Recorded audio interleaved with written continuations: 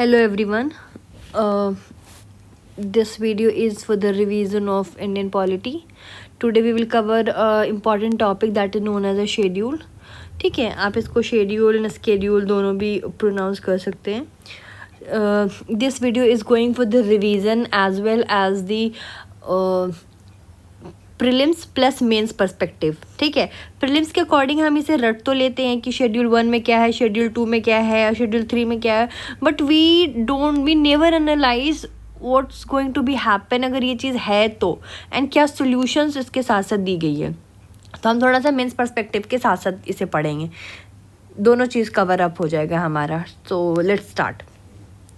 तो शेड्यूल पहले तो देखते हैं शेड्यूल क्या होता है. जैसे आर्टिकल्स है ना, टोटल आर्टिकल क्या, कॉन्स्टिट्यूशन का मेन बॉडी है तो टोटल 395 आर्टिकल्स है. ठीक है, ये तो मान लीजिए ये एक अगर हेडिंग है तो इसको अगर डिटेल में समझाने का कोई काम करता है तो वो काम कौन करता है, schedule. It's also known as an appendix. अब हम देखते हैं फर्स्ट शेड्यूल. फर्स्ट शेड्यूल आता है जिसमें टोटल स्टेट और total union territories comes under the first schedule. ये आर्टिकल 1 to 4 के अंडर आता है. ठीक है, अब इसके अंदर देखते हैं कि अगर हमें कभी स्टेट की बाउंड्रीज को चेंज करना हो, यूटी को चेंज करना हो, नाम में बदलना हो. ठीक है, अब मान लीजिए आप ऐसे समझिए, मान लीजिए आपका घर है. ठीक है, आपका घर, अब आप अपने घर की बाउंड्री को तोड़ना है, बढ़ाना है, छोटा करना है, घर के नेम प्लेट्स चेंज करने हैं, तो ये किस आर्टिकल में आएगा, ये आर्टिकल 3 में आएगा. ठीक है, आर्टिकल 3 में आएगा. अब इसे तो हमने बता दिया. और कहीं ना कहीं इसके साथ इशू ये है कि इशू मैं पहले बाद में बताऊंगी, उससे पहले ये है कि आर्टिकल 3 में ये चीज़ पार्लियामेंट जो है बहुत ही सिंपल मेजॉरिटी के साथ कर देती है. स्पेशल मेजॉरिटी इसमें नहीं चाहिए. ठीक है, और स्टेट लेजिस्लेचर्स का व्यू लिया जाता है एंड कंसेंट मैंडेटरी नहीं है. This is important, consent mandatory नहीं है. ठीक है, नेक्स्ट आते हैं. अब हम थोड़ा मेंस पर्सपेक्टिव से देख लेते हैं. मेंस पर्सपेक्टिव से ये देख लेते हैं कि जैसे इतना स्टेट बना, आप देख लेंगे 1960 में जो 14 स्टेट था. ठीक है, और आज की डेट में देखिए 2025 में आज 28 स्टेट बन चुका है. ठीक है, जस्ट डबल. तो इतने स्टेट बनने के बाद भी ऐसे बहुत सारे स्टेट हैं जिनको अभी भी चाहिए कि मुझे अलग कर दो. फॉर एग्जाम्पल गोरखालैंड कहाँ है, वेस्ट बंगाल के अंदर में, वो उसको अलग स्टेट चाहिए. ठीक है, नेपाली स्पीकिंग लोगों को बोडोलैंड, असम में बोडोलैंड मतलब बोडो पीपल के लिए है, उनको अलग स्टेट चाहिए कि मुझे अलग कर दो. सौराष्ट्र रीजन है गुजरात में, अंडर डेवलप एरियाज़ है, उन्हें चाहिए कि मुझे अलग कर दो. आज भी डिमांड ना काफ़ी एक्टिव है. आर्टिकल 3 इतना फ्लेक्सिबल है. ठीक है, इतना फ्लेक्सिबल है कि ये कभी कभी पॉलिटिकल प्रेशर में आके स्टेट टूट के बनते हैं. आप इसका एग्जांपल देख लेंगे, तेलंगाना बना आपको 2014 में. ठीक है, ये आंध्र प्रदेश से अलग हो गया. तो और कभी कभी ये चीज़ क्या होती है ना, रिसोर्सेज और गवर्नेंस दोनों को अफेक्ट कर देती है. इट अफेक्ट रिसोर्सेज और गवर्नमेंट दोनों अफेक्ट होते हैं इससे. अब कहीं एक और चीज़ आप देख लेंगे, दूसरा इशू क्या है कि यूटी को स्टेट का दर्जा देने की डिमांड. आप एक इसका एग्जांपल ले लेंगे, दिल्ली एंड पुडुचेरी में आपने देखा होगा कि दोनों में पार्शली इलेक्टेड गवर्नमेंट होते हैं. ठीक है, इनको कंप्लीट स्टेटहुड चाहिए. क्यों? क्योंकि आज आपने देखा होगा कि दिल्ली स्टेट एंड यूटी दोनों ही है. तो लेकिन पुलिस जो है, ठीक है, वो स्टेट गवर्नमेंट के पास ना होके वो किसके पास होती है, सेंट्रल गवर्नमेंट के पास होती है. क्यों? क्योंकि ये यूटी है ना. सो यूटी में क्या होता है, यूटी में जो पुलिस होती है वो किसके अंडर में होती है, वो सेंटर के अंडर में होती है. ठीक है, इसीलिए कहीं ना कहीं ये चीज़ Delhi versus centre conflict supreme court तक चला गया. ठीक है, और 2023 में जजमेंट आया कि सेंटर ने ब्यूरोक्रेसी कंट्रोल वापस ले लिया. जजमेंट में आया कि सेंटर ने ब्यूरोक्रेसी कंट्रोल वापस ले लिया. नेक्स्ट आते हैं, आप देखेंगे कि जैसे छोटे छोटे स्टेट बने, जैसे झारखंड बना, उत्तर प्रदेश, उत्तराखंड बना, छत्तीसगढ़ बना, ये 2000 में बने. लेकिन कहीं ना कहीं जैसे फॉर एग्जांपल झारखंड बिहार से अलग हुए थे just because of this reason कि this is very under developed areas and nobody is focusing in this areas. तो हमें अलग करो और हम पे ध्यान दो. बट स्टिल कहीं ना कहीं अभी भी डेवलपमेंट में ये बैकलॉग है. और ज़्यादा स्टेट अगर बनाइएगा, जितना ज़्यादा स्टेट बनाइएगा उतना ही ज़्यादा सेंटर पे एडमिनिस्ट्रेशन का बर्डन आ जाएगा। तो ज़्यादा state equal to more administration burden on centre. ठीक है। एक और प्रॉब्लम क्या है, एक और प्रॉब्लम है आपको लिंग्विस्टिक। यहाँ तो मैंने आपको बताया था कि आपको 2200 से भी ज़्यादा लैंग्वेजेस है और 1900 से ज़्यादा तो डायलेक्ट है। ठीक है। और एथनिक बेस पर अगर स्टेट इतना बनाया जाए, ठीक है, तो समझ लीजिए देश के तो टुकड़े हो जाएंगे। आप एग्जांपल मान लीजिए, नॉर्थ ईस्ट में एथनिक ग्रुप अपना अपना सबको चाहिए। नॉर्थ ईस्ट में एथनिक ग्रुप सबको अपना अपना, सबके अपनी अलग अलग थोड़े थोड़े डिफरेंसेस से कल्चर है। मणिपुर में आपको 10 से ज़्यादा तो इंसर्जेंट ग्रुप है सिर्फ मणिपुर में, 10+ तो इंसर्जेंट ग्रुप है। इनको अलग अलग होमलैंड चाहिए। तो आप बताइए, ये तो देश का पोस्टमार्टम हो जाएगा। आप अब इतने प्रॉब्लम से कहीं तो कहीं सोल्यूशन भी होंगे। सोल्यूशन देखते हैं। सोल्यूशन ये है कि अगर आप इतना आसानी से इस चीज़ को चेंज नहीं करिए। सबसे पहले तो आप पॉलिटिकल डिमांड पे नहीं, इकोनॉमिक वायबिलिटी पे चेक करिए कि अच्छा हाँ क्या ये सच में ये इसको एक स्पेशल स्टेटस चाहिए, क्या इसको सच में एक स्पेशल फोकस चाहिए इस एरिया पे या नहीं। ठीक है। पॉलिटिकली अगर प्रेशराइज किया जा रहा है उस चीज़ पर ध्यान नहीं देना है। सो ये चीज़ पहली है। दूसरा है क्या है, दूसरा है कि जैसे दिल्ली जैसे यूटी के लिए स्पेशल फेडरल फ्रेमवर्क लेकर आए, जैसे ऑस्ट्रेलिया में बना है। Australia capital territory model I है। So just do like that special federal framework, make an special federal framework. Third is autonomous district council. Autonomous district council में 6 शेड्यूल को क्या है कि स्ट्रेंथ करो और ज़्यादा स्ट्रेंथ करो, ताकि वो ना अपने उनकी कल्चर ऑटोनॉमी और दो, so that they don't demand for the different state. give them a more cultural autonomy, ठीक है, so that they don't demand for the different state। दूसरा चीज़ है कि strengthen the interstate council that is mentioned in article 263। ठीक है, इसको regularly meet कराओ, state formation demand को पीसफुल चैनल मिलेगा। So these are the solutions, you can do it. और देयर इज ऑल्सो देखा गया है कि स्टेट रीऑर्गेनाइजेशन एक्ट 1956 ये चीज़ हुई थी लिंग्विस्टिक बेसिस पे। नेक्स्ट आता है सेकेंड शेड्यूल में क्या है, सेकेंड शेड्यूल बात करता है आपको सैलरीज को लेकर। ठीक है, इसमें क्या होता है कि कॉन्स्टिट्यूशनल पोस्ट होल्डर की सैलरी और अलाउंस की प्रिविलेजेस की बात करती है। तो ये किसको किसको मिलता है, जैसे प्रेसिडेंट, गवर्नर ऑफ स्टेट, ये पार्ट ए में आ गए। पार्ट बी ओमिटेड है, क्यों? क्योंकि पहले ये राज प्रमुख फॉर्मर प्रिंसली स्टेट के हेड जैसे 1956 में से हटा दिया गया था। कब हटाया गया था? 1956 में। ठीक है, जैसे speaker, deputy speaker, house of the people, chairman. House of the people कौन हो गए आपको? Lok Sabha, state assembly. ठीक है, चेयरमैन, डिप्टी चेयरमैन, आपको राज्यसभा, स्टेट लेजिस्लेटिव काउंसिल, इन सबको मिलती थी। ठीक है, हाई कोर्ट, सुप्रीम कोर्ट के जजेस को जो सैलरी मिलती थी, CAG, controller and auditor general. तो इसमें हमने देखा कि स्पीकर देख लिया आपने, डिप्टी स्पीकर देख ली, हाउस ऑफ द पीपल आपने लोकसभा देख लिया, आपने चेयरमैन देख लिए, डिप्टी चेयरमैन देख लिए, काउंसिल ऑफ स्टेट। ठीक है, लोकसभा के स्पीकर, लोकसभा के डिप्टी स्पीकर, राज्यसभा के चेयरमैन, राज्यसभा के डिप्टी चेयरमैन। ठीक है, and the speaker and the deputy speaker of legislative assembly. अब ध्यान रखिएगा, यहाँ पे एमएलए की बात नहीं कर रहा है, deputy speaker and the chairman of the deputy chairman of the legislative council of the state, या सेंटर और स्टेट दोनों के चेयरमैन, दोनों के लेजिस्लेटिव इसके बात कर रहा है आपको स्पीकर के बारे में। ठीक है, इन सब की सैलरी जो होती है वो कंसोलिडेटेड फंड ऑफ इंडिया से जाती है। किससे जाती है? कंसोलिडेटेड फंड ऑफ इंडिया से जाती है। फिर से मैं रिवाइज कर रही हूँ, किसको मिलती है? स्पीकर मिलती है। कहाँ के स्पीकर? सेंटर के और स्टेट के। डिप्टी स्पीकर सेंटर और स्टेट। ठीक है, राज्यसभा के chairman and deputy chairman, state legislative council के चेयरमैन एंड डिप्टी चेयरमैन, किसको? जज को, सुप्रीम कोर्ट का, हाई कोर्ट को।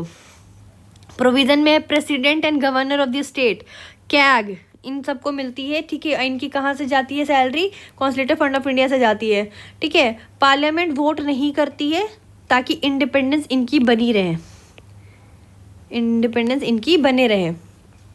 अब इनके साथ भी कोई ना कोई प्रॉब्लम आएगी, ठीक है, हर के साथ कुछ ना कुछ प्रॉब्लम आती है। तो ये तो आप अपने प्रीलिम्स के लिए याद रखिएगा कि सेकेंड शेड्यूल क्या बात करता है। It's talk about the salaries, S for second, S for salaries, ठीक है। अब इसके साथ प्रॉब्लम क्या है? प्रॉब्लम ये है कि जज की सैलरी फिक्स है लेकिन रिवीजन काफ़ी स्लो है।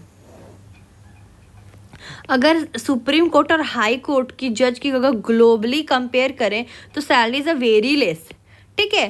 टैलेंटेड लॉयर जुडिशियरी ज्वाइन ही नहीं करते हैं, ठीक है।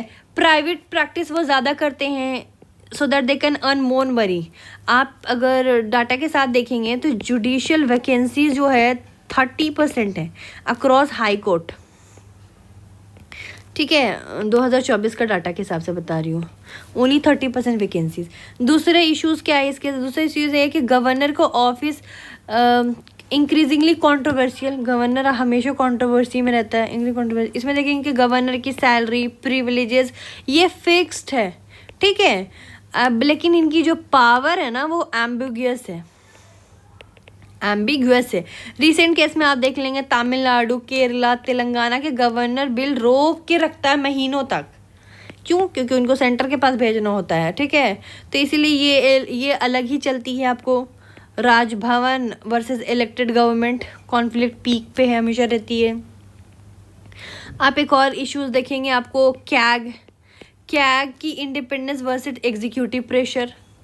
कैग इंडिपेंडेंस है लेकिन वर्सेस एग्जीक्यूटिव प्रेशर काफ़ी ज़्यादा उसके पास है। इसमें आप देखेंगे कि कैग की रिपोर्ट ने एम्बैरसिंग होती है। कैग इतना मेहनत से रिपोर्ट बनाता है, फॉर एग्जांपल उसने बनाया 2G scam and Commonwealth game, ठीक है, लेकिन इस पर प्रेशर आता है और ठीक है, और ये बाइंडिंग नहीं होती इसकी रिपोर्ट, इसको रिपोर्ट बाइंडिंग नहीं होती है, ठीक है। तो ये दिक्कत आती है इसके साथ। एक और चीज़ आप देख लेंगे कि कैग का जो टर्म है ना वो फिक्स है लेकिन पोस्ट रिटायरमेंट अपॉइंटमेंट सेंटर देता है।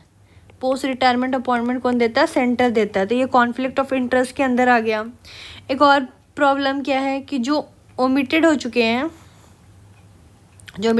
हैं, सरदार पटेल ने 562 स्टेट मर्ज किए थे लेकिन कुछ कल्चरल फाइनेंशियल ग्रीवांसेस आज भी है कहीं ना कहीं आप देखेंगे तो, ठीक है। तो जैसे नेक्स्ट हम आते हैं, नेक्स्ट कहीं ना कहीं अब सोल्यूशन इसका देखिए। सोल्यूशन ये है कि जज की सैलरी पे कमीशन के बाहर रख के अलग इंडिपेंडेंट पैनल पे फिक्स करो। What to do? जज की सैलरीज को पे कमीशन के बाहर रख के अलग इंडिपेंडेंस पैनल पे फिक्स करो। गवर्नर के पावर्स को कॉडिफाई करो, ठीक है।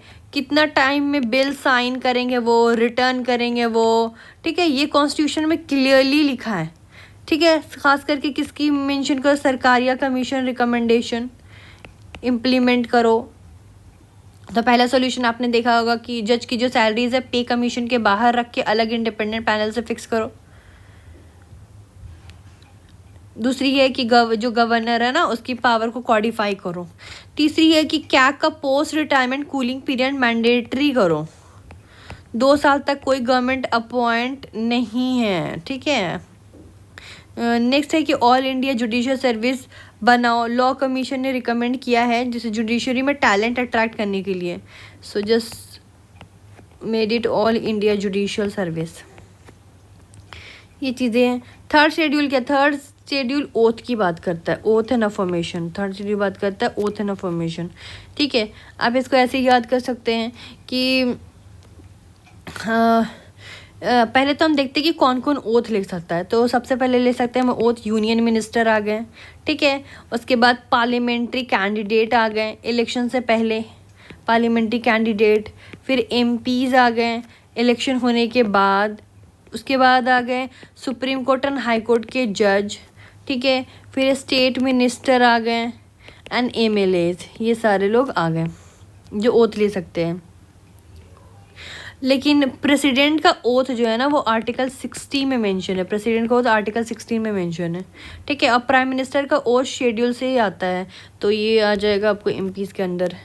अब इसमें क्या प्रॉब्लम है, इसमें प्रॉब्लम देखिएगा कि ओथ वायलेशन का कोई इन्फोर्समेंट मैकेनिज्म ही नहीं है, नो इन्फोर्समेंट मैकेनिज्म, ठीक है। मिनिस्टर ओथ लेते हैं कॉन्स्टिट्यूशन को preserve and protect and defend करने के लिए, ठीक है, लेकिन ओथ तोड़ने में कोई लीगल पनिशमेंट ही नहीं इनको मिलता है, ठीक है। तो ये प्योरली ऑब्लिगेशन है, purely obligation. So next, डिफेक्टर oath तोड़ के पार्टी चेंज करते हैं, जैसे 10 शेड्यूल में आप देख लेंगे एंटी डिफेक्शन आया, फिर भी लूप होल्स है, एंटी डिफेक्शन आने के बाद ही लूप होल है, क्यों? 2023 महाराष्ट्र केस में आप देख लें, सुप्रीम कोर्ट ने कहा कि स्पीकर खुद डिस्क्वालीफाई नहीं कर सकता, स्पीकर खुद डिस्क्वालीफाई नहीं कर सकता अगर स्पीकर ही डिफेक्टर हो तो, ठीक है। थर्ड इशू आप देख लें, थर्ड इशू में देख लेंगे आप secrecy oath and RTI conflict, secrecy oath and RTI conflict, ये एक अलग इशू है। इसमें क्या है कि मिनिस्टर सिक्रेसी के लिए भी ओथ लेता है कि हाँ हम प्राइवेट रखेंगे हर चीज़ को, ठीक है। कैबिनेट डिस्कशन में पब्लिक नहीं करूँगा, लेकिन आरटीआई मुद्दा है, इसमें चाहिए ट्रांसपेरेंसी मांगता है ये, ठीक है। तो ये दोनों क्लैश करती है, so this is also big issue. Next आप देख लेंगे आपको religious and non religious oath, कुछ लोग I swear in the same of God की जगह लेते हैं, लाइक जो भी उनके गॉड के नेम होते हैं वो चीज़ ले लेते हैं। कॉन्स्टिट्यूशन दोनों अलाउ करता है, लेकिन प्रैक्टिकली प्रेशर होते हैं रिलीजियस ओथ लेने का। So this is also the issue. Solution ये है, अब इसके साथ सोल्यूशन देख लें।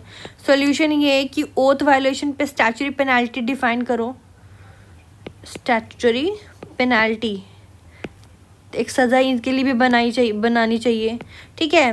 एटलीस्ट पब्लिक सेंसर मैकेनिज्म के लिए, ठीक है। एंटी डिफेक्शन लॉ को स्ट्रेंथन करो, इतना होने के बाद भी कहीं ना कहीं ये गलत काम करते ही हैं। प्रेसिडेंट एंड इलेक्शन कमीशन को डिस्क्वालिफिकेशन पावर दो, स्पीकर को नहीं।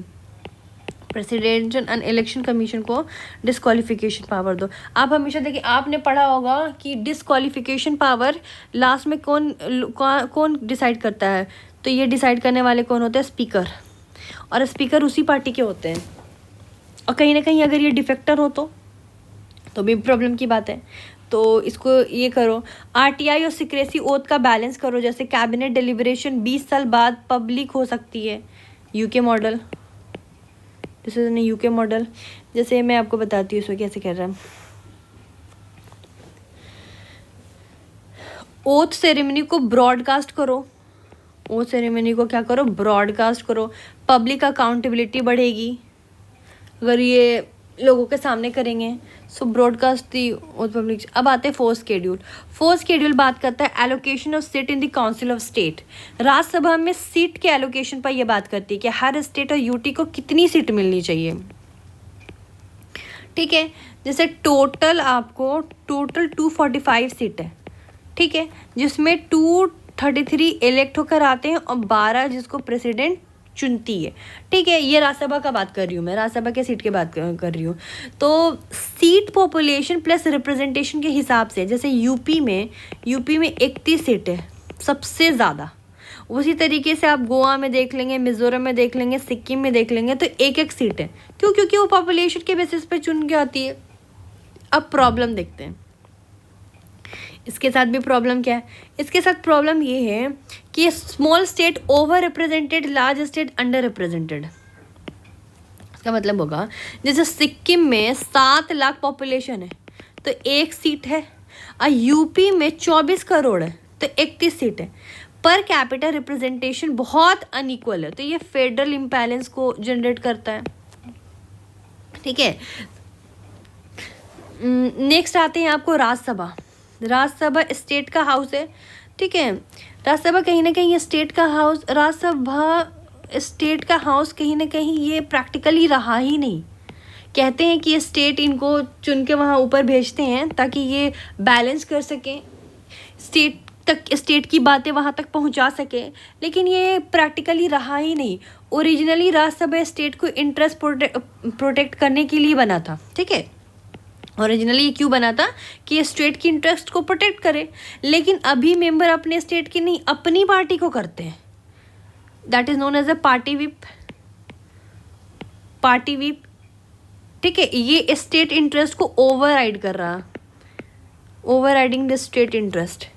आप एक और एग्जांपल, एक और समझ सकते हैं, एक और इशू, नॉमिनेटेड मेंबर जो 12 है ना, जो ठीक है, जिनको प्रेसिडेंट चुनते हैं art, literature, science, social service के अकॉर्डिंग, ठीक है। लेकिन प्रैक्टिकली पॉलिटिकल लॉयलिस्ट नॉमिनेट होते हैं, कहने पे कि ये इस वजह से होते हैं, लेकिन प्रैक्टिकली बेसिस पे आप देखेंगे ग्राउंड लेवल पे तो ये जो पॉलिटिकली लॉयल लोग हैं वो नॉमिनेट होते हैं। तो ये एक अलग कंट्रोवर्सी है। डीलिमिटेशन और पॉपुलेशन चेंज रिफ्लेक्ट नहीं होती, ठीक है। Delimitation and population change reflect नहीं होती। 1952 से सीट रफली वही है, ठीक है, ये चेंज ही नहीं हुई है। 2026 तक इसे रिजर्व तो कर दिया गया है, लेकिन राज्यसभा की जो है वो वही है। पॉपुलेशन डिस्ट्रीब्यूशन बहुत बदल गई है, लेकिन सीट रीअलोकेशन अभी तक वही है। अब सॉल्यूशन इसके साथ क्या देखेंगे? सॉल्यूशन आप देखेंगे कि मिनिमम सीट गारंटी, जैसे मिनिमम सीट गारंटी जैसे छोटे स्टेट के लिए रखो, लेकिन बाकी प्रोपोर्शनल रखो, कनाडा मॉडल जैसा।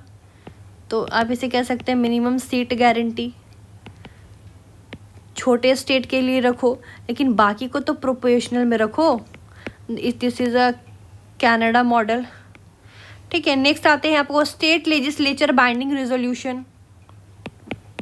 स्टेट लेजिस्लेचर बाइंडिंग रेजोल्यूशन, इसमें क्या कर सकते हैं कि राज्यसभा मेंबर को स्टेट लेजिस्लेचर का मैंडेट फॉलो करने का कुछ इशू पे,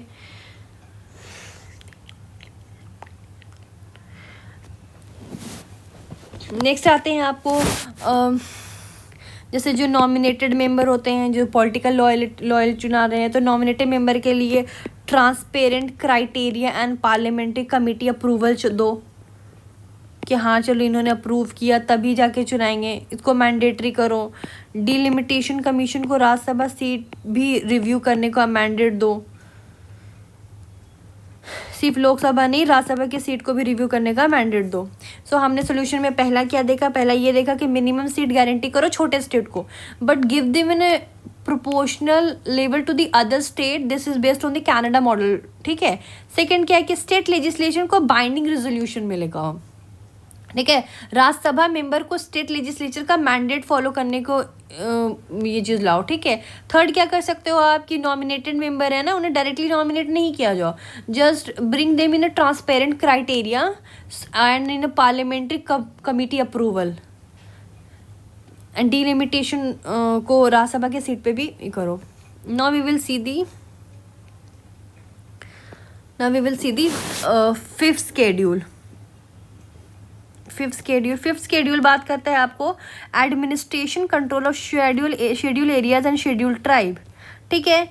ये इसमें general administration and control of schedule areas and schedule tribe, schedule areas and amendment of schedules, ठीक है। फिफ्थ शेड्यूल जनरली कहते हैं नॉर्थ ईस्ट के अंडर नहीं आता, ये मेनलैंड के schedule areas and schedule tribe के एडमिनिस्ट्रेशन को बात करता है।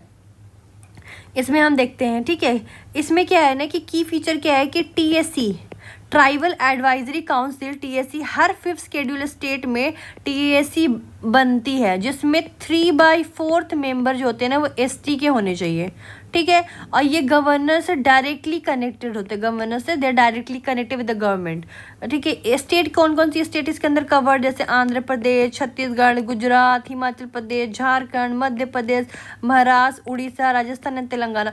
ये कंप्लीट स्टेट नहीं, इसमें जो शेड्यूल एरियाज है ना that's come under the fifth schedule. इनके साथ इशू क्या है? इनके साथ इशू ये है कि जैसे पेसा एक्ट 1996 इम्प्लीमेंटेशन पुअर है, लाने को तो ला दिए लेकिन कहीं ना कहीं ये पुअर है।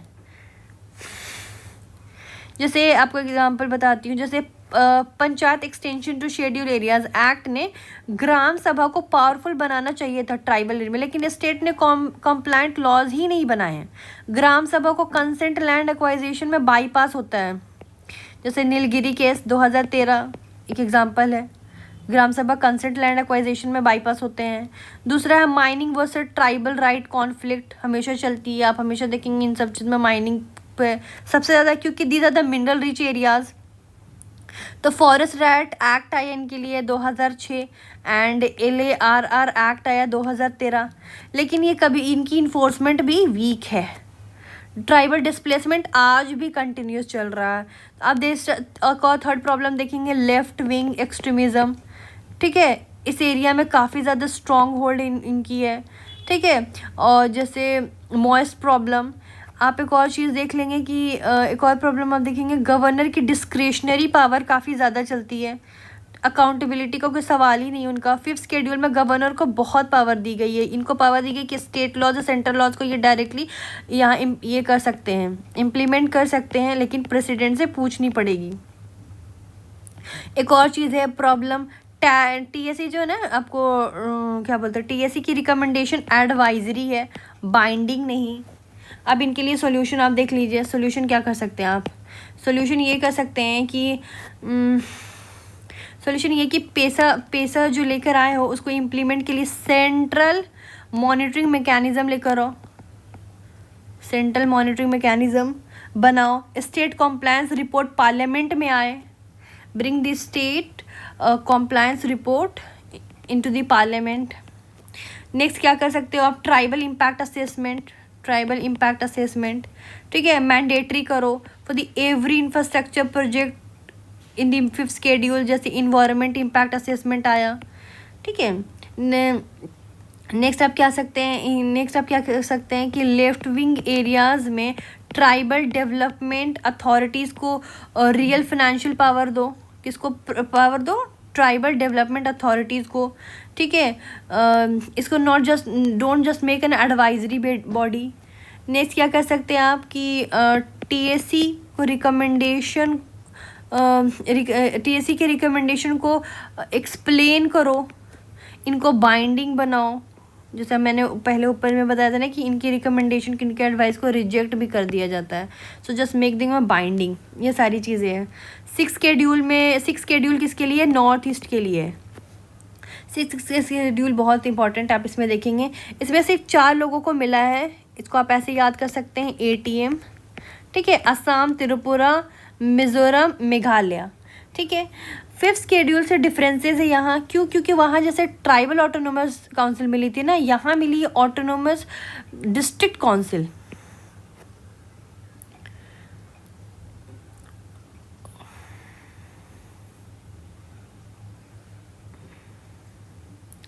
नॉट ऑटोनोमस, वहाँ एडवाइजरी काउंसिल बनी थी। ठीक है, यहाँ बना था आपको ट्राइबल यहाँ आपको बना ऑटोनोमस डिस्ट्रिक्ट काउंसिल, क्योंकि ये ऐसा एरिया है, ये बहुत ही कॉम्प्लिकेटेड एरिया, नॉर्थ ईस्ट वाला, बहुत एथनिक, बहुत लिंग्विस्टिक का, बहुत कल्चरल एरिया। तो यहाँ इनको क्या मिला था? Autonomous district council. इसमें क्या था कि लेजिस्लेटिव पावर रखते हैं, इसमें इनको एग्जीक्यूटिव, जुडिशियरी और लेजिस्लेटिव तीनों पावर इनको दी गई थी। ठीक है, इनको पावर क्या दिए थे ADC के अंडर कि आप अपना लैंड मैनेजमेंट खुद देखिए, फॉरेस्ट मैनेजमेंट देखिए, विलेज एडमिनिस्ट्रेशन देखिए, आप अपने इनहेरिट कस्टम्स वगैरह पे खुद कानून बनाइए, मनी लेंडिंग, ये सारी चीज़, social practices like marriage and all these. You can also establish your court for your customary cases. ठीक है, ये सारी चीज़ कर सकती है स्टेट और उनके ADC। ठीक है, जैसे असम का बात करते हैं। असम में बोडोलैंड टेरिटोरियल काउंसिल बनी थी। असम में क्या बनी थी? बोडोलैंड टेरिटोरियल काउंसिल बना के दिया गया था। एंड और क्या बना के दिया गया आपको? दीमा हसाओ। मेघालय में क्या मिला? मेघालय में मिला खासी हिल, जयंतिया हिल, गारो हिल। त्रिपुरा में क्या मिला? त्रिपुरा में क्या प्रोवाइड हुआ था इनको? Tripura tribal areas ADC। And Mizoram में चकमा ADC, लाई ADC, मारा ADC। ठीक है, इनके साथ प्रॉब्लम क्या है? Let's talk about the problem. इनके साथ प्रॉब्लम ये है कि बोडोलैंड कॉन्फ्लिक्ट, ठीक है, एडीसी होने के बावजूद भी इनका डिमांड ख़त्म ही नहीं होता है। बोडोलैंड टेरिटोरियल काउंसिल में बना, ठीक है, 2003 में बना था। फिर भी बोडो ग्रुप ने अलग स्टेट की डिमांड करी थी कि हमें आसाम से अलग करो। 2020 में बोडो पीस अकॉर्ड हुआ, लेकिन इम्प्लीमेंटेशन वही इनकम्प्लीट। ठीक है, दूसरी प्रॉब्लम क्या है, बोडो वालों को लगता है कि मेरी जो कल्चर है ना वो थ्रेट हो रही है जस्ट बिकॉज ऑफ बाहर से लोग माइग्रेट करके आ रहे हैं, जैसे बांग्लादेशीज वगैरह। नेक्स्ट आते हैं internal conflict with in ADC. अब एडीसी बनने के बाद भी इसके अंदर भी प्रॉब्लम चल रही है। अब जैसे मेघालय में खासी वर्सेस गारो, अब घासी भी मिल गई, गारो भी मिल गई, इनकी अलग दिक्कत है। ठीक है, असम में एक स्टेट में बोडो वर्सेस नॉन बोडो। ठीक है, तो एडीसी ने एक कम्युनिटी को पावर दी, लेकिन माइनॉरिटीज विद इन माइनॉरिटीज को इशू अनरिजॉल्व्ड है। समझ में आया। थर्ड है आपको financial dependence on state, financial dependence state and centre, इनको पैसों के लिए सेंटर और स्टेट पर डिपेंडेंस होता है। ठीक है, फाइनेंशियल के पास पावर है लेकिन फाइनेंशियल ऑटोनॉमी नहीं है। एडीसी के पास पावर तो है लेकिन फाइनेंशियल ऑटोनॉमी नहीं है, इनको उन पर डिपेंड होना पड़ता है। ठीक है, तो ये एक प्रॉब्लम है। फोर्थ प्रॉब्लम है आपको इनर लाइन परमिट और डेमोग्राफिक चेंज। इसमें आप देखेंगे कि demographic pressure from Bengali migrants, मैंने अभी बताया बांग्लादेश ऑर्डर ने त्रिपुरा असम में ट्राइबल आइडेंटिटी क्राइसिस पैदा कर दी है। ठीक है, आप ये सारी चीज़ें आपने देखेंगे। सॉल्यूशन क्या है, इसके सॉल्यूशन में आप देख लें। सॉल्यूशन ये है कि एडीसी को पैसे की बात है तो फिजिकल फेडरलिज्म दो, इनको डायरेक्ट सेंट्रल ग्रांट प्रोवाइड करो, अपनी टैक्सेशन पावर इन्हें खुद प्रोवाइड करो। उसके बाद minority with in minority protection, जैसे एक माइनॉरिटी है उसके अंडर भी जो माइनॉरिटी है वो अपनी प्रोटेक्शन खो रही है तो कहीं ना कहीं उनको प्रोटेक्शन प्रोवाइड करो, मैकेनिज्म बनाओ एडीसी एरिया में, minorities with in minorities mechanism बनाओ। ठीक है, फिर 6 शेड्यूल को मणिपुर नागालैंड जैसे स्टेट में भी एक्सटेंड करो, सिर्फ एटीएम तक मत रखो। ठीक है, एडीसी इलेक्शन टाइमली कराओ, ये काफ़ी डिलेज होती है। तो दीज आर द थिंग्स। हम आगे का बाकी के जो 7th 8th 9th 10th we will do in a next video. ये वीडियो ऐसे तो अब शेड्यूल की बहुत जल्दी हो जाती है बट वी आर